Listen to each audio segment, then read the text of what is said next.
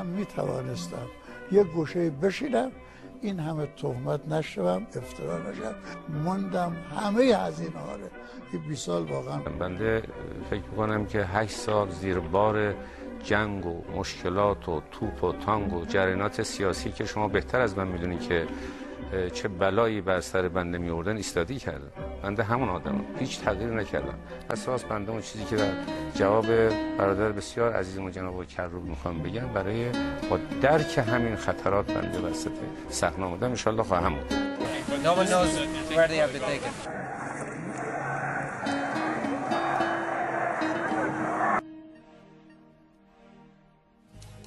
پیدا کنیدش دوباره بگو دوباره بمیرم، شاید دستم را بگیرم.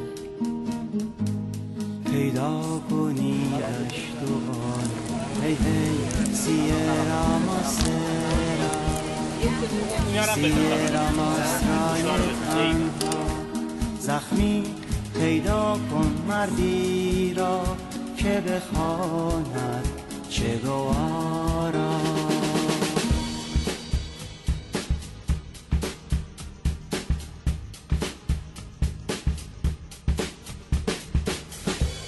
پیدا کنیدش دوباره بگو دوباره بمیرم، شاید دستم را بگیرم. پیدا کنیدش دوباره سیرا ماسرا سیرا ماسرای تنها زخمی. پیدا کن مردی را که بخوانم چه گوارا.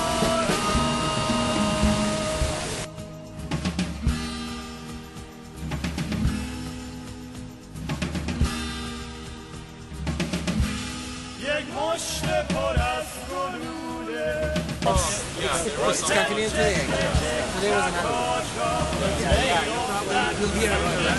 Any plan? Yeah. Right now, they're expecting people out of the streets. I heard that the military does not back the citizens though in the No, they don't. Okay. Military. So the military belongs to the guy. Yes.